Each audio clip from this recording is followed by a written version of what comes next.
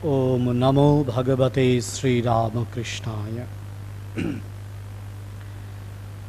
মঞ্চে উপবিষ্ট পূজনীয় শ্রীমৎ স্বামী স্বতন্ত্রানন্দজি মহারাজ এবং পূজনীয় শ্রীমৎ স্বামী অনিমেষানন্দজি মহারাজকে আমার ভক্তিপূর্ণ প্রণাম জানাই।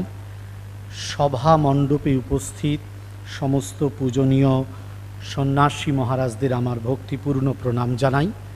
উপস্থিত সুধী ভক্তবৃন্দকে জানাই আমার সশ্রদ্ধ নমস্কার ও কৃতজ্ঞতা।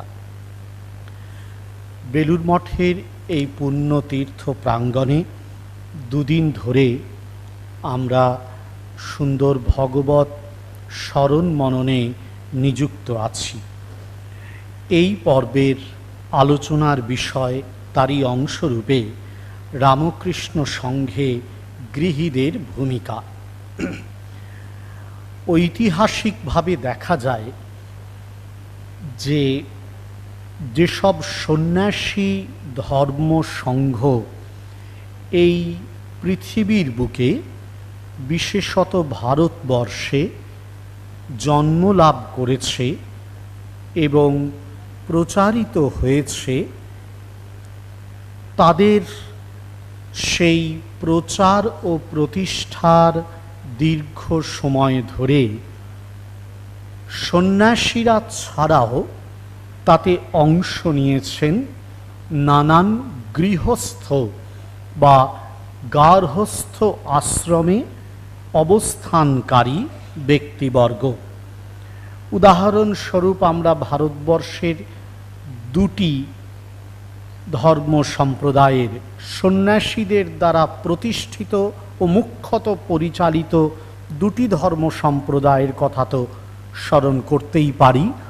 এছাড়াও নিশ্চয়ই আরও একাধিক এই দৃষ্টান্ত পাওয়া যাবে, যেমন বৌদ্ধ ধর্ম সম্প্রদায় ও গৌড়ীয় বৈষ্ণব যে ধর্ম সম্প্রদায় বা ধর্ম সংঘ।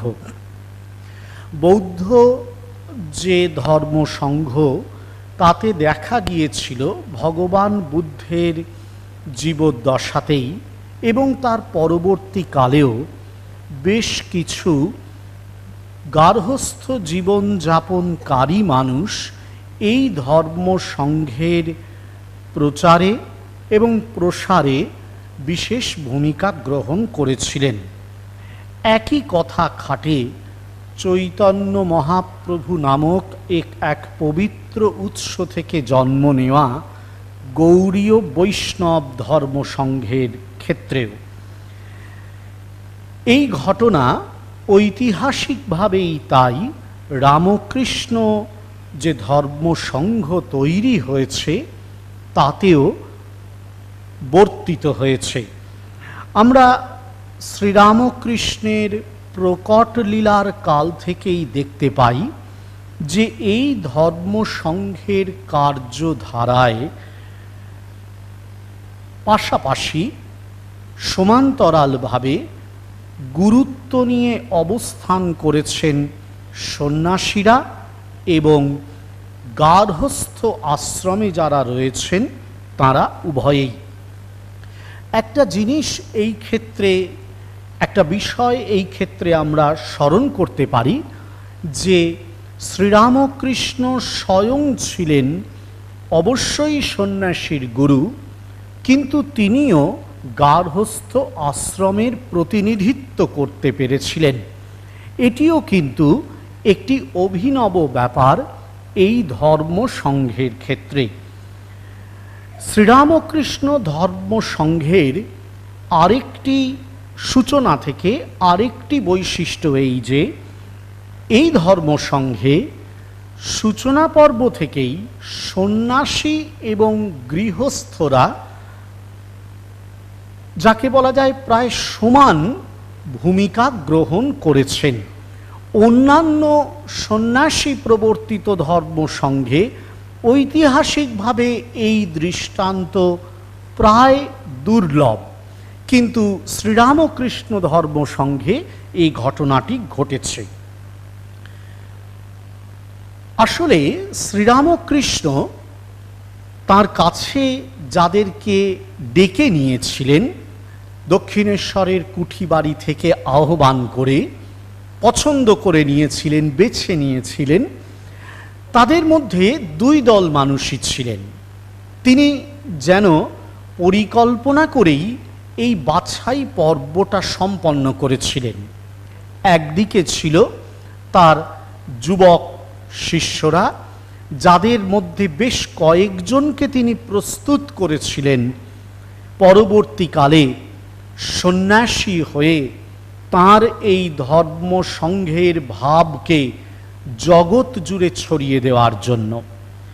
পাশাপাশি তিনি আবার বেছে নিয়েছিলেন, তিনি আবার প্রশিক্ষিত করেছিলেন আরেক দল গার্হস্থ আশ্রমী ভক্তদের, মানুষদের, যারা এই গার্হস্থ আশ্রমে থেকেও তার প্রদর্শিত পথে আধ্যাত্মিক জীবনযাপন করবেন এবং রামকৃষ্ণ অবতারের যে বিরাট পরিকল্পনা তাতে অংশ নেবেন তথা রামকৃষ্ণ লীলার পুষ্টি বিধান করবেন। কখনো কখনো এমন ভাবনা উঠে এসেছে এই সংঘের ঐতিহাসিক যাত্রাপথে যে এদের মধ্যে কে বড়, সন্ন্যাসীরা না গৃহস্থরা? এই প্রশ্নের অবশ্যই উত্তর দেওয়া যাবে না, সম্ভব নয়। পরম পূজনীয় গম্ভীরানন্দজির অসামান্য সৃষ্টি যে ভক্তমালিকা গ্রন্থখানি, প্রথমে দুখণ্ডে পরে অখণ্ডে এখন বেরোয়, সেই গ্রন্থের ভূমিকায় স্বয়ং লেখক বলেছেন, এবং প্রথম খণ্ডের যে ভূমিকাটি লিখেছিলেন পরম পূজনীয় তদানীন্তন অধ্যক্ষ পূজনীয় মাধবানন্দজি মহারাজ, তিনিও বলেছেন যে এই বিচার করাটি যায় না। পূজনীয় গম্ভীর মহারাজ পুঁথিকার, শ্রীরামকৃষ্ণ পুঁথিকার অক্ষয় সেনের একটি ভারী সুন্দর কথা উদ্ধৃত করে এই প্রসঙ্গটিকে সমাধান করতে চেয়েছেন, যেখানে অক্ষয় সেন বলছেন, ভক্ত মধ্যে ছোট বড় জ্ঞান হয় ভ্রম, সকলে আমার পূজ্য বুঝিবে এমন। ছোট বড় বিচারেতে নাহি অধিকার, সকলে বুঝিবে রামকৃষ্ণ পরিবার। চমৎকার বলেছেন পুঁথিকার, এবং এটির অনুসরণ করে বা এটিকে উদ্ধৃত করে এই রামকৃষ্ণ পরিবারের একটি ধারণা নিয়ে এসেছেন গম্ভীরানন্দজি মহারাজ। এই পরিবারে তাই কেউ বড় নয়, কেউ ছোট নয়, সবারই সমান অধিকার, অথবা বলা যেতে পারে যথাস্থানে প্রত্যেকের যোগ্য অধিকার রয়েছে। স্বাভাবিকভাবেই তাহলে প্রশ্ন আসে যে রামকৃষ্ণ এই যে বিরাট ভাব প্রবাহ চলেছে, এই ভাব প্রবাহে চোখের সামনে যা দেখা যায় যে অনেক সময় সন্ন্যাসী মহারাজেরাই বা সাধুরাই নেতৃত্ব দিচ্ছেন, তাহলে গৃহস্থদের ভূমিকা কি নেই? যদি রামকৃষ্ণ সংঘের ইতিহাস দেখি, এখনো পর্যন্ত শতাব্দী অতীত ইতিহাস, সেটি দেখি, তাহলে কিন্তু বুঝতে পারব মোটেই তা নয়। আমরা দেখতে পাই তিনটি ধারায় রামকৃষ্ণ সংঘে এই গৃহস্থ ভক্তদের অসামান্য অবদান চিহ্নিত হয়ে আছে এবং আজও স্মরণ মনন করা হয়। প্রথমত, সাধন পন্থা। যে কোনো আধ্যাত্মিক সংঘ বেঁচে থাকে তার সাধন পরম্পরার মধ্য দিয়ে। যদি কোনো আধ্যাত্মিক সংঘে এই আধ্যাত্মিক সাধনে ন্যূনতা দেখা যায় বা বিচ্যুতি দেখা যায়, তাহলে সেই আধ্যাত্মিক সম্প্রদায় ক্ষীণ দশা প্রাপ্ত হবে। এটা ঐতিহাসিকভাবে সত্য, অনিবার্য।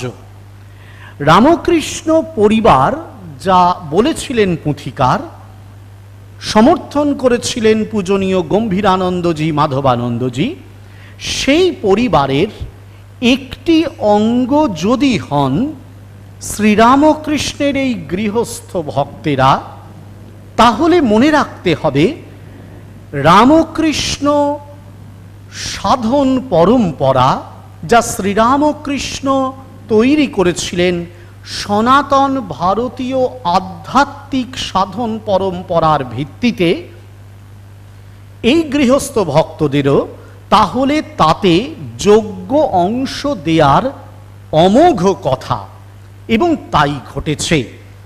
আমরা সূচনা থেকেই দেখেছি যারা সন্ন্যাসী নন, গৃহী ভক্ত, স্মরণ করা যাক মাস্টারমশাইয়ের কথা, স্মরণ করা যাক গিরিশবাবুর কথা, স্মরণ করা যাক নাগমহাশয়ের কথা, স্মরণ করা যাক পূর্ণের কথা, এরকম বহুজনের কথাই আমরা স্মরণ করতে পারি এবং বুঝতে পারি যে এদের প্রত্যেকের জীবনে ভক্তিপথে বা জ্ঞানপথে বা কর্মপথে সাধনা অপূর্ব লক্ষ্যে এগিয়েছিল।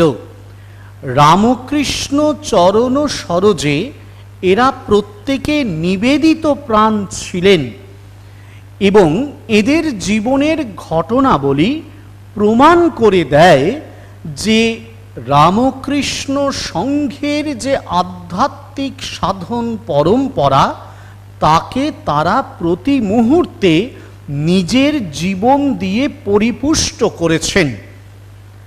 পূর্ণের জীবনের শেষ পর্বে যখন তিনি অসুস্থ শয্যাশায়ী, তখন একটি কথা প্রসঙ্গে তিনি স্পষ্টই জানিয়েছিলেন যে কেমন করে তিনি শ্রীরামকৃষ্ণের দর্শন পান প্রতিনিয়ত, যখনই মনে করেন তখনই। এই দর্শন কেবলমাত্র কল্পনা নয়, এই দর্শনের মধ্যে স্বভাবতই ছিল তার দীর্ঘদিনের আধ্যাত্মিক সাধনের ফল পরিণাম। সুতরাং এই একটি বিষয় আমাদের বুঝতে অসুবিধা হয় না যে রামকৃষ্ণ সংঘের অগ্রগতির ভূমিকায় বা রামকৃষ্ণ সংঘের মহিমা বিস্তারের ক্ষেত্রে এই গৃহস্থ ভক্তদের সাধনাও অত্যন্ত গুরুত্বপূর্ণ ভূমিকা গ্রহণ করেছিল। সে সাধনার একটা দিক যদি হয় ভক্তি, বিশ্বাস, জপ, ধ্যান, চিরাচরিত সাধন মার্গ, তাহলে অবশ্যই আরেকটি দিক এই সাধনার নতুন প্রয়োগ শিবজ্ঞানে জীবসেবার আদর্শ। একেবারে শুরুর দিকে স্বামীজির পরিকল্পনা ও নির্দেশ অনুযায়ী সদানন্দজি ও ভগিনী নিবেদিতার নেতৃত্বে যে প্লেগ সেবা কার্য অনুষ্ঠিত হয়েছিল, সেই সময় থেকে আজ পর্যন্ত শিবজ্ঞানে জীবসেবার যে সাধনাটি রামকৃষ্ণ সংঘের একটি অনন্য সাধন পন্থা হিসেবে স্বীকৃত হয়েছে এবং নানানভাবে জনসাধারণের মধ্যেও প্রচার পেয়েছে, দেখা যাচ্ছে সেখানে গৃহস্থ ভক্তদের অংশগ্রহণ এবং বিশেষ ভূমিকা পালন স্মরণীয় হয়ে আছে। প্লেগ সেবা কার্যে এরকমই একজন গৃহস্থের প্রাণদান আমাদের কাছে আজও প্রেরণার জায়গা হয়ে রয়েছে। পরবর্তীকালেও নানান সেবা কার্যে, আজ পর্যন্ত নানান সেবা কার্যে এই সাধনার দিকটিকে গুরুত্ব দিয়ে চলেছেন রামকৃষ্ণ সংঘে অনুরাগী এই ভক্তবৃন্দ। সুতরাং এইটি কিন্তু ঐতিহাসিকভাবে সত্য যে কি প্রথাগত আধ্যাত্মিক সাধনায়, কি নবযুগোচিত আধ্যাত্মিক সাধনায়, যেদিকেই হোক না কেন রামকৃষ্ণ সংঘের এই আধ্যাত্মিক সাধন পন্থায় এবং পরম্পরায় গৃহস্থ ভক্তরা পরিপুষ্টি দান করেছেন, অংশ নিয়েছেন। দ্বিতীয়ত আরেকটি ক্ষেত্র লক্ষণীয়, সেটা হচ্ছে সাংগঠনিক কার্যে যোগদান। একটি সন্ন্যাসী সংঘ যখন তৈরি হয় তখন তার সংগঠনগত যে রূপ, অর্থাৎ একটার পর একটা তার কাজ আসছে, নানান রকমভাবে তার শাখাগুলো তৈরি হচ্ছে, দেশে দেশান্তরে সমাজের বিভিন্ন পর্যায়ে ও ক্ষেত্রে সেই সংঘ আস্তে আস্তে প্রসারিত হচ্ছে। এই যে বিরাট প্রকল্পটি, তাতে কিন্তু কেবল সন্ন্যাসীরাই অংশ নিলে পরিপূর্ণতা আসবে না, দ্রুততা আসবে না। তার কারণটা হচ্ছে এই, স্বভাবতই সন্ন্যাসীদের ধর্মের মধ্যে এক ধরনের বিমুখতা থাকে এই সংসারের প্রতি।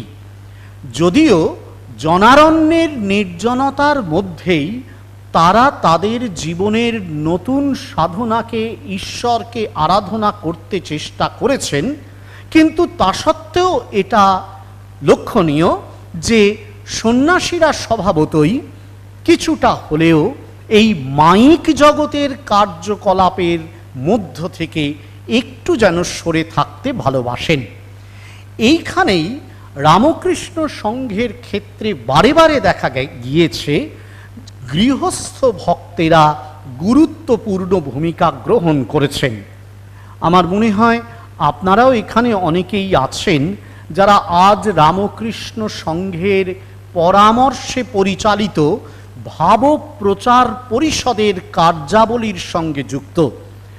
ভাবপ্রচার পরিষদের এই কার্যাবলীর এই সাংগঠনিক রূপ এসেছে হয়তো অনেক পরে, 80-র দশকের কোনো একটা সময়ে, কিন্তু মনে রাখা দরকার যে এই প্রয়োজনীয়তাটা অনুভব করেছিলেন রামকৃষ্ণ সংঘের বরেণ্য সন্ন্যাসীরা এই কারণে, যেসব কারণে, তার মধ্যে অবশ্যই এটা ছিল যে অনেক গৃহস্থ ভক্তই অসাধারণ জীবন যাপন করে যেখানে সন্ন্যাসী সংঘ সম্প্রদায় পৌঁছতে পারেননি, সেখানেও তৈরি করছেন কিছু চমৎকার রামকৃষ্ণ বিবেকানন্দ ভাবানুরাগী সংগঠন। সেগুলোকেই যদি এক ছাতার তলায় আনা যায় এবং আরও সুচারুভাবে পরিচালিত করা যায়, এই পরিকল্পনাতেই কিন্তু এই ধারাটির সূত্রপাত। শুধু তাই নয়, রামকৃষ্ণ সংঘের বিভিন্ন পরিচালনায় বা সাংগঠনিক কাজেও আমরা সবসময়ই দেখি সন্ন্যাসীদের সঙ্গে গৃহস্থ ভক্তরা যোগদান করছেন, কাজ করছেন, এবং অনেক ক্ষেত্রে দেখা যায় অনেক গুরুত্বপূর্ণ কাজে তাঁরাই প্রায় নেতৃত্বের ভূমিকায় রয়েছেন।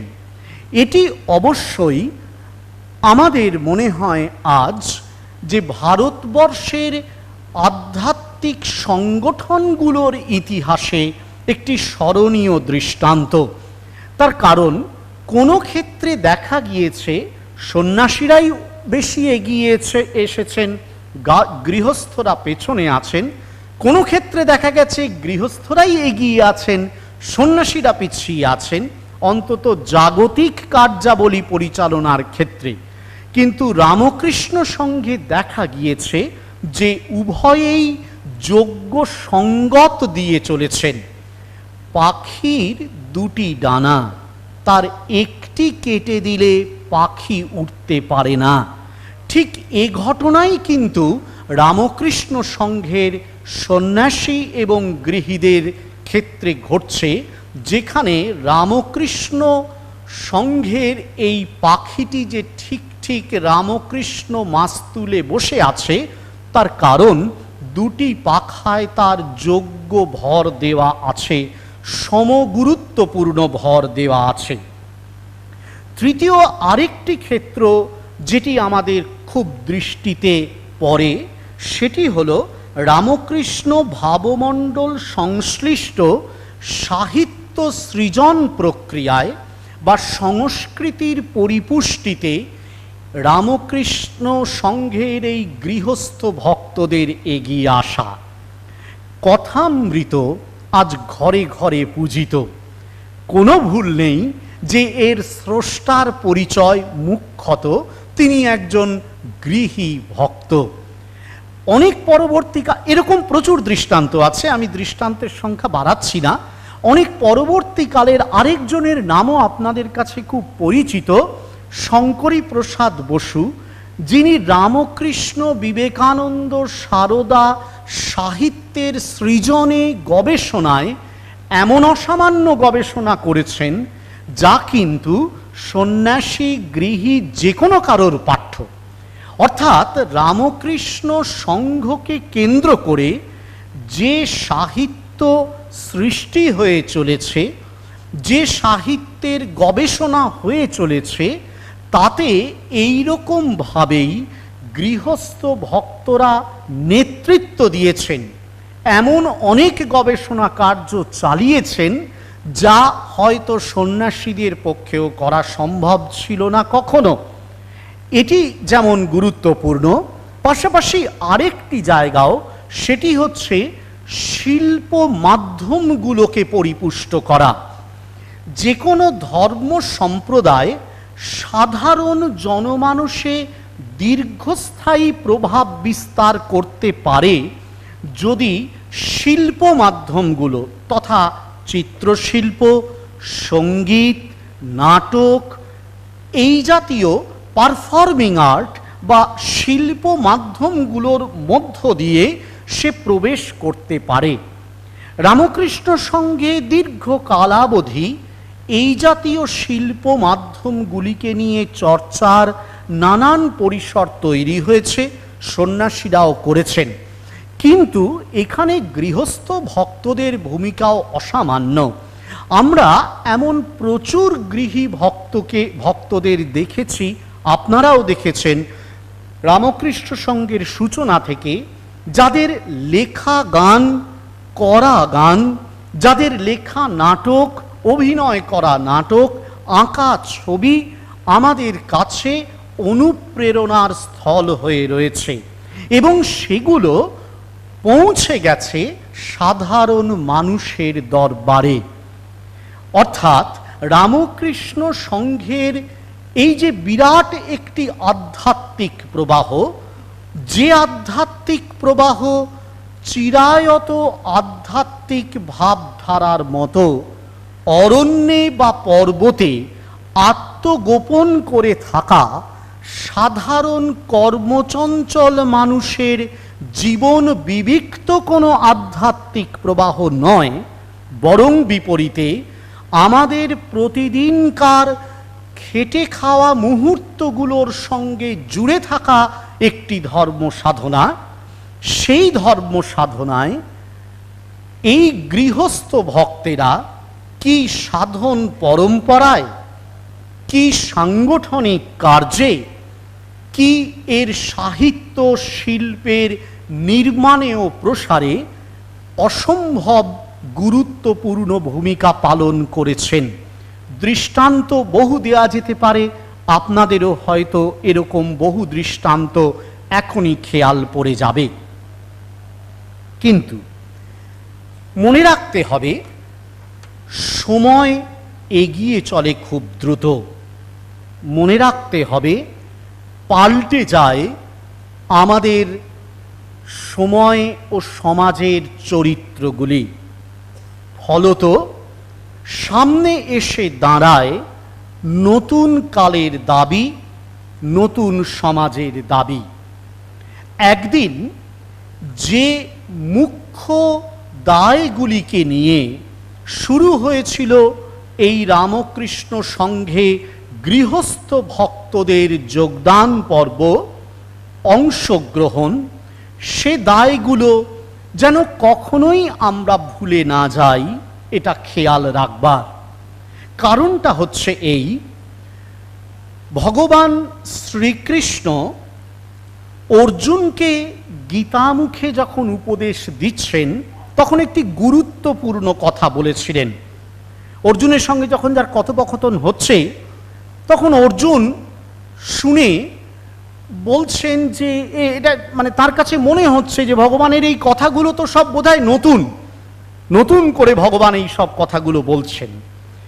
ভগবান তখন অর্জুনকে মনে করিয়ে দিচ্ছেন, দেখো অর্জুন, আমি যা বলছি তার একটাও নতুন কথা নয়, এগুলো বহু পুরাতন কথা, আমি বহুবার এ কথা বলেছি, তোমার সেটা মনে নেই, আমার সেটা মনে আছে। ভগবান খুব সুন্দর বলেছিলেন, সকালে নেহা মহতা যোগ নষ্ট পরন্তপ। হে পরন্তপ, এই যে জীব এবং ব্রহ্মের ঐক্য সাধনের যোগ তথা সাধন পন্থা, তা ভুলে গিয়েছে তোমার মতন সকলেই। কেন? অনেক দিন হয়ে গেল তো, সেই জন্য আর মনে নেই। শ্রীরামকৃষ্ণ অবতারের আবির্ভাব হয়ে গিয়েছে, তাও আমরা পেরিয়ে এসেছি 175 বছরেরও বেশি, 182 বছর। সুতরাং এরকমটা আগামী দিনে হওয়ার সম্ভাবনা নেই এমনটা আমরা বলতে পারি না যে আমাদের ক্ষেত্রেও কালে নেহা মহাতা যোগ নষ্ট হবে কি না। এই সংকটটা কিন্তু অবশ্যই আমাদের সামনে প্রতি মুহূর্তে আসবে। অর্থাৎ আমরা এই রামকৃষ্ণ সংঘের যে মুখ্য ভাবগুলো, সেগুলোর থেকে দূরে সরে যেতে পারি, তার ক্যারিশমায় মুগ্ধ হয়ে, তার ঐশ্বর্যে মুগ্ধ হয়ে, তার মূল সার বস্তু থেকে সরে যেতে পারি। এ সম্ভাবনা আসলে একটা সংকট। তার কারণ নতুন যুগের চাহিদায় ভোগ প্রবণতা বাড়ছে, বাড়ছে আত্মকেন্দ্রিকতার ধারণা। রামকৃষ্ণ সংঘ সব সময়েই যার বিপরীতে। সুতরাং এই আসন্ন পরিবর্তমান নতুন যুগের প্রেক্ষাপটে দাঁড়িয়ে রামকৃষ্ণ সংঘের গৃহস্থ আশ্রমী ভক্তদের বোধহয় এই আত্মসচেতনতার অমোঘ প্রয়োজন আছে যে তাঁদের যেন ভগবান কৃষ্ণকে আবার আবির্ভূত হয়ে বলতে না হয় যে কালে নেহ মহাতা যোগ নষ্ট পরন্তপ, তাই তোমার আজকে এই মোহ এসে উপস্থিত হয়েছে। শ্রীরামকৃষ্ণ অবতার রূপে এসেছিলেন আসলে এই বিরাট মানব সভ্যতার উদ্ধারের জন্য।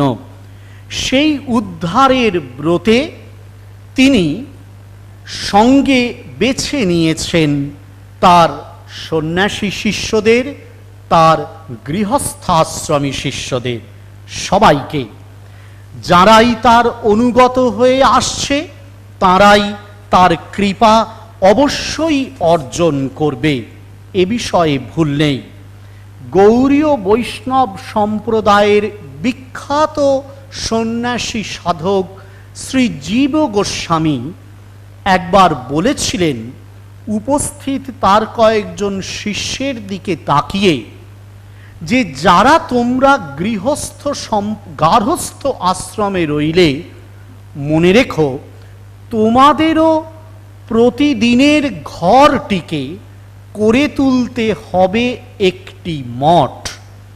সন্ন্যাসীদের একটি মঠ থাকবে, গৃহীদের প্রত্যেকটি ঘর হয়ে উঠবে একটি মঠ। বলছেন জীব গোস্বামী তারপর বলছেন, তাতেই মনে রেখো মহাপ্রভুর বাণী অমরতা পাবে, তাতেই জীবের মুক্তি সাধিত হবে। এ কথা রামকৃষ্ণ সংঘের ক্ষেত্রেও সত্য। সন্ন্যাসীরা বাস করেন আশ্রমে মঠে, গৃহীদেরও প্রত্যেকটি ঘর সেই মঠের অনুরূপ ঘর যখন হয়ে উঠবে, তখনই রামকৃষ্ণ লীলার পরিপূর্ণতা সাধিত হবে। শ্রীরামকৃষ্ণ তার সেই ভক্তদের ঘরে ঘরে অধিষ্ঠান করুন, এই আমাদের প্রার্থনা। পুঁথিকারের গলায় গলা মিলিয়ে তাই বলি, কৃপাবিন্দু ভক্তবৃন্দ কর মোরে দান, অধমেরে যুগল চরণে দেহ স্থান। নমস্কার।